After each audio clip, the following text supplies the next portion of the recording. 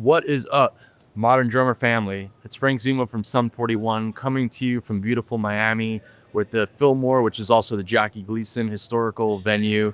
And you guys are hanging out for the day. We're going to go sound check in a few, then we're going to check out all my touring kits. This is kit 1 of 3. I've got a main kit up there. I've got a warm-up kit backstage. So you guys are here for the day. You're going to check out the show, meet my tech, Father John Meyers, in a bit. So stay tuned, hang out, see you in a bit.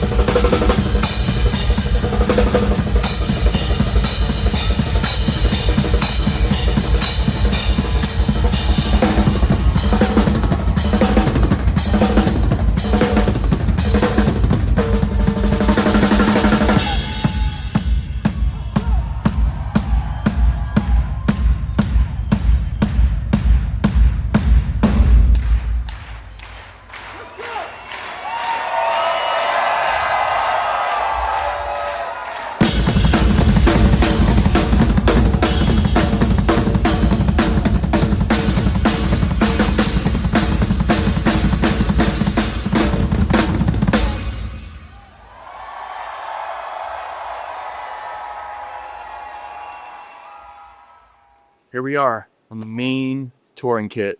This is actually our B rig. We've got A rig, B rig. A rig is in Europe right now. This is our B rig that's been with us for both legs of America.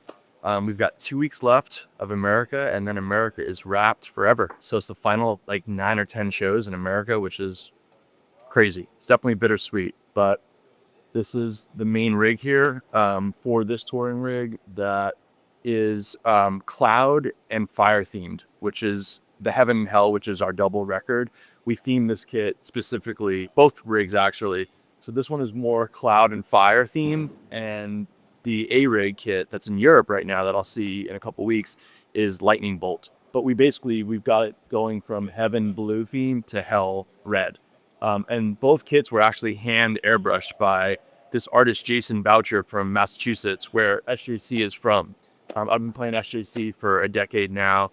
They're custom drums, maple shells.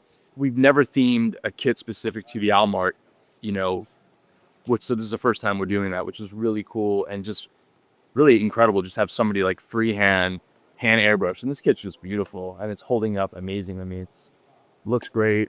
John takes amazing care of these drums. Yeah, you want to go over the shells? Yeah, if we want to get into specifics, Frank already mentioned that all of the shells here are maple. Starting with the kit drums, they are 22 by 16 deep. We have a 13 by 8 inch rack tom. We have a 16 by 13 inch standing floor tom and a 18 by 14 inch standing floor tom as well. Often referred to as the gong or the UFO. Back there is a 20 inch by 5 without a resonant head. And the snare drum we are using is a brand new, as of last week, SJC Mahogany. It is 6.5 inches deep by 14 inches across, or 14 inches round, and has maple re-rings in the top 1.5 inches of the shell and the bottom 1.5 inches of the shell. Gives a little more pop, and it's absolutely gorgeous sounding. Frank did mention this is all hand painted to match the album aesthetic. It's well worth taking a good look at if you can ever get in close. The artist even was able to sign the back of the rack tom, so Frank has a good view of that every night. All DW hardware. The rack mount system, Frank wanted something much more lower profile, and I feel like they pretty much nailed it on the head here. We basically have 3 sections. We've got a stage right section, a stage left section, and the snare tom section. Yeah, DW always comes through for us. It's absolutely top of the line. Nothing ever really slips out of place. We are also able to use some of the hardware to mount our microphones. So we've got a bunch of extra boom arms around the kit that you can see hold our overheads and the other various cymbal microphones. And we've actually got all the insides of all these shells are painted as well. They're all like primer black in the inside of all the kicks and toms and UFO, which is cool. I've never had that before. And they actually put in all this LED lighting on both heads in the kick drums that we can control with a remote. They put XLR jacks on the side that just plug into power for lighting. So that was something I requested, didn't know it was going to happen. We opened these out of the boxes and they had this rad custom lighting, which, it pops, especially in between songs when the stage is dark and you just see the glowing Heaven and Hell LED lighting, which is something cool.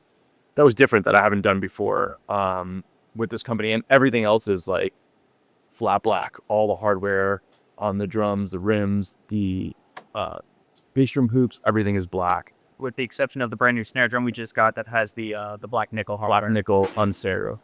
Just another one of the things that SJC allows you to customize. It's just gorgeous. Let's talk about the drum heads we are using for a moment. Remo is our endorsement. So we have on most of the tom batter heads are all going to be clear Power Stroke P4 heads. So we've got a 13-inch, a 16-inch, an 18-inch, and a 20. This 20 is a kick drum head, not a tom head. On the kick drums themselves, we have 22-inch Power Stroke P4 clears, and that's the same on the resonant side. They are P4 clears.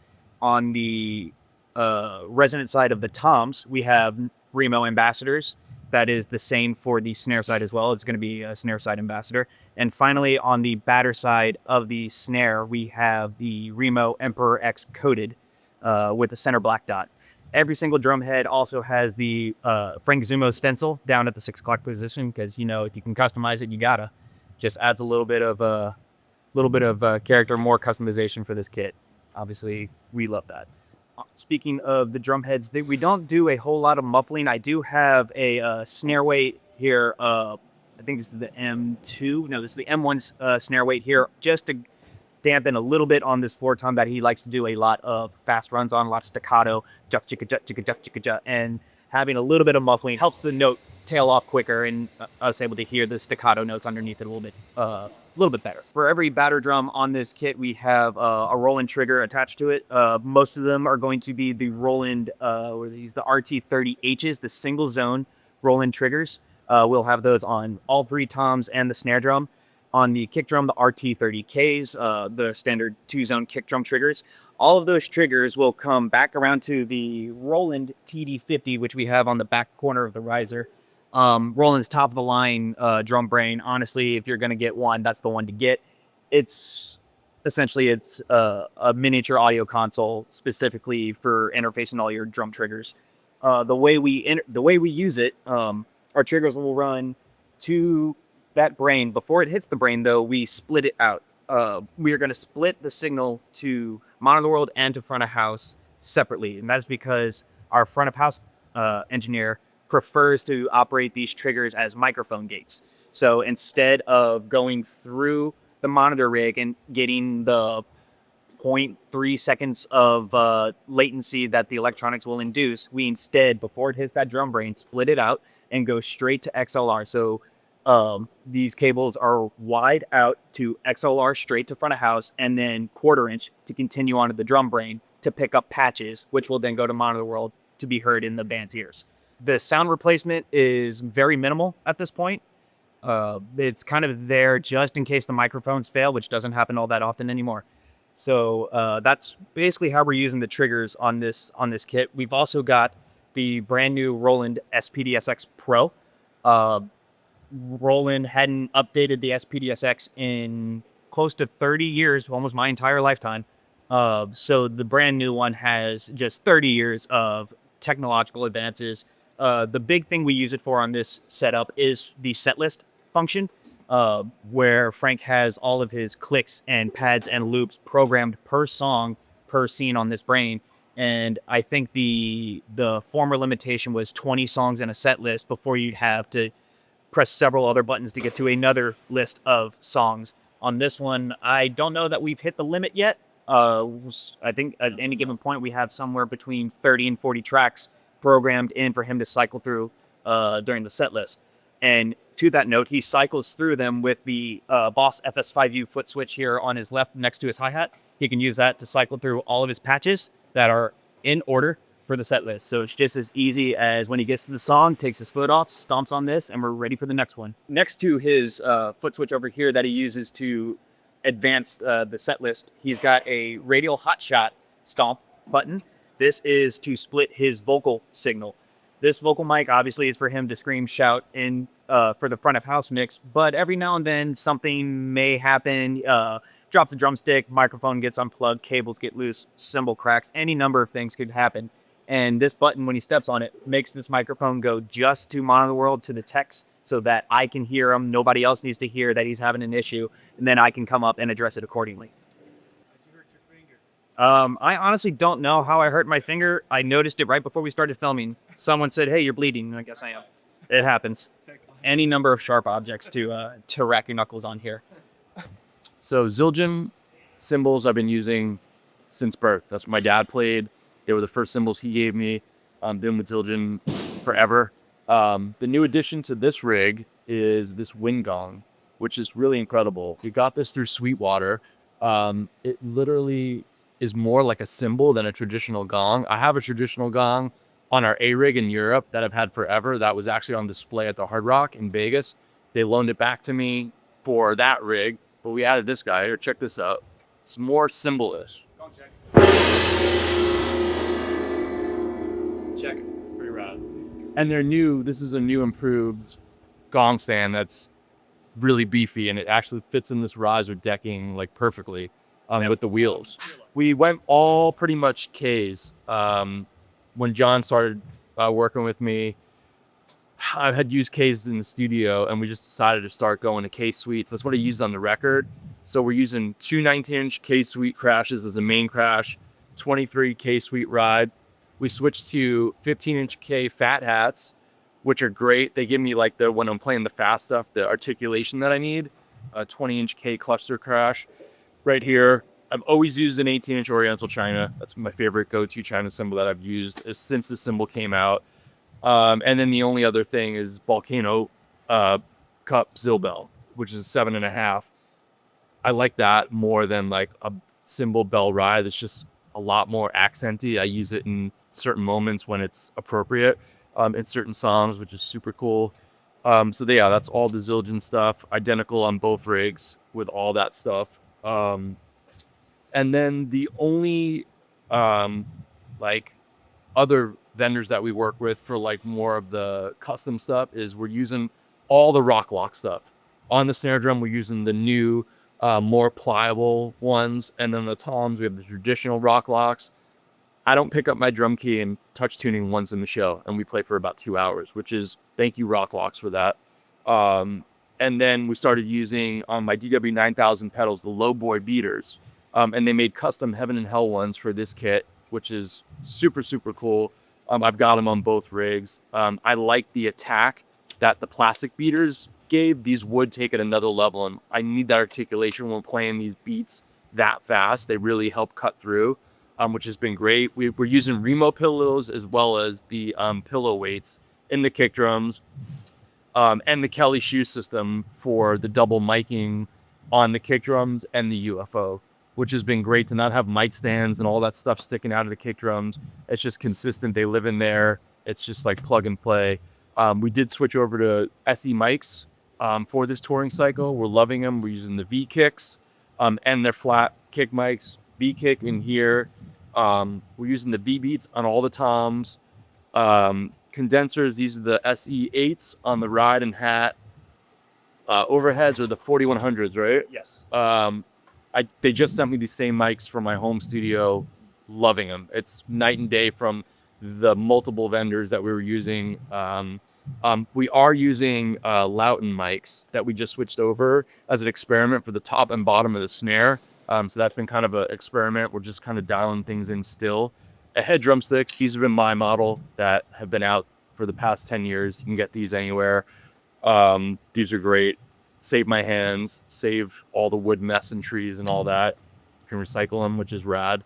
A head has the Danmar in their family, so they made me these great stick holders that I've got on all my rigs, which is just great. I like the bucket thing instead of a stick bag because I don't need that many sticks with a head stick, so that helps. We're using Ultimate ears for in-ear monitors with Sennheiser packs.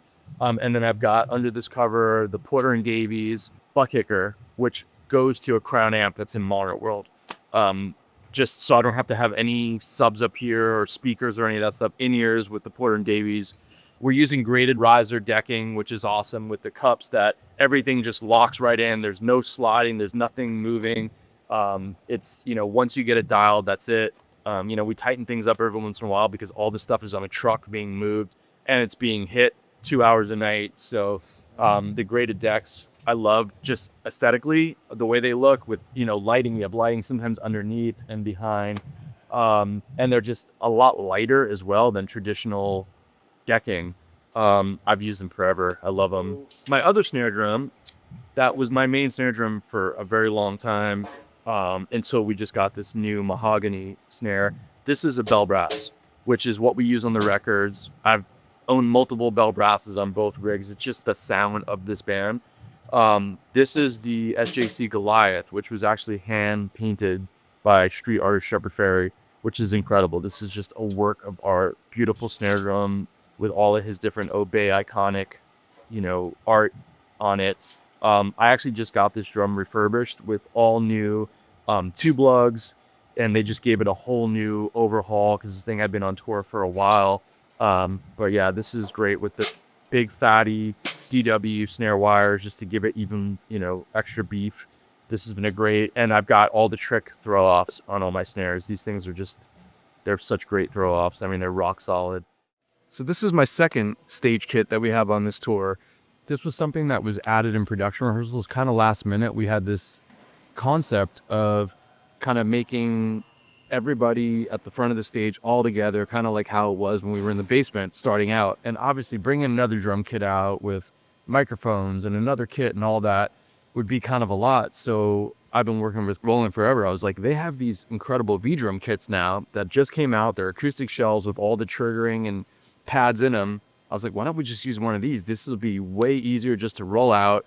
It looks like an acoustic kit, but it's electronic. I like that it's all small sizes. 20-inch kick drum, a 10-inch rack tom, a 14-inch floor tom, and a 14-inch snare drum. And then just 2 cymbals and hats. Just really, really basic, small, kind of like jazz sizes almost. And this kit wheels out when we have space. It's just depending on venues.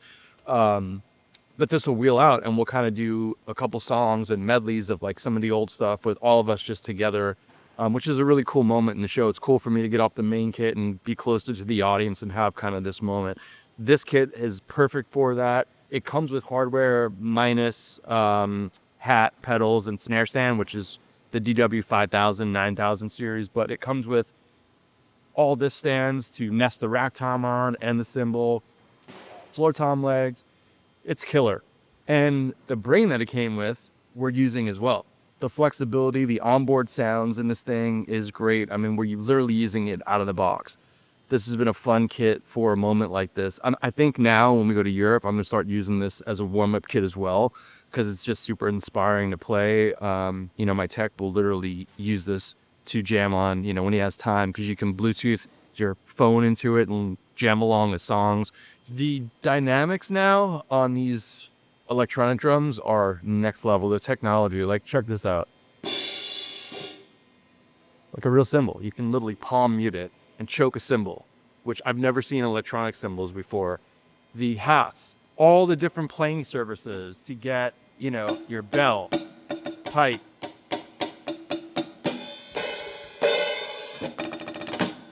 It's just, the snare has a million different sensors in it to get all the different dynamics, side stick, just the amount of options.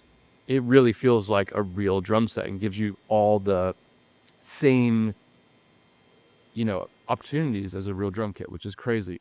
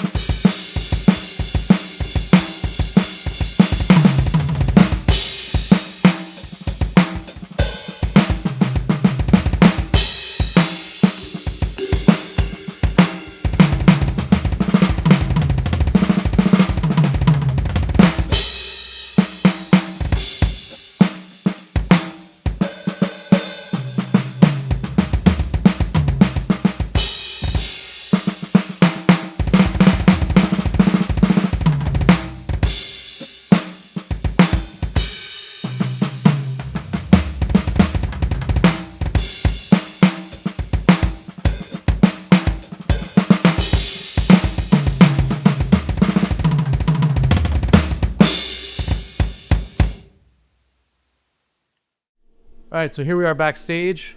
This is where I warm up and get ready for the show. I've got about a 2-hour process to get ready before we hit the stage. That's icing, stretching, breath work, just to get activated and clear for the show, jumping rope, light cardio, and then I'll get on my practice kit here for about a good 45 minutes to an hour. Since these things came out, I've had this Smart Practice Shri practice pad kit from DW. This thing's great. It's fits in this road case with my wardrobe. 9,000 pedals, 9,000 hat, just so it feels the same back here as it does on stage. I've got the Zildjian quiet cymbals, the low volume cymbals, just a hat and one crash. That's all I need just to warm up. I've got 2 different practice pads that I use. This one is a special edition one that I created with the head drumsticks. That it's got the softer surface here to emulate more like a reflex pad, and then the backside has more of your traditional rubber pad. So it's dual-sided. This is something we did as a special edition, and it's got the S hoop on it too. So it's got like a real rim. I mean, this thing's got some weight to it, but it's really cool. Same colors kind of as my stick. We went with the red theme and black theme. And then I've got the reflex. So, I'll go between both pads just depending on what I'm feeling. I just start with some really simple alternating, just feet going right, left, and just literally just do singles in between. Do this at like 120, and then I'll do doubles.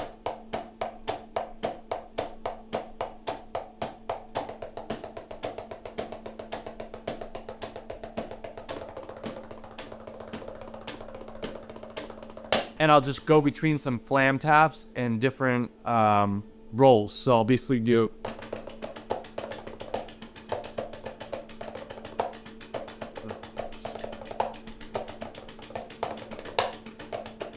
doubles,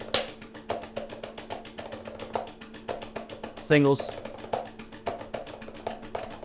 and then I'll just do just counterals, singles, doubles. It's just basic stuff to get me loose and get everything going. And I started 120, which is a really good place to start. This was really great when we were doing pre-production for the record. I would come back here and like work on the songs so that when it came time to get in the studio, I was super tight. So this has been a great home base to just kind of warm up, practice, work on things, get inspired again, just work on some other stuff that I'm feeling at the moment or whatever it may be. And then when I get off stage, I don't think I could do it tonight because of the shower situation here, but pretty much I go from the stage into a full ice bath. We travel with one. I've got this like inflatable one, and we'll put, water pretty high and then dump 10 buckets or more of ice.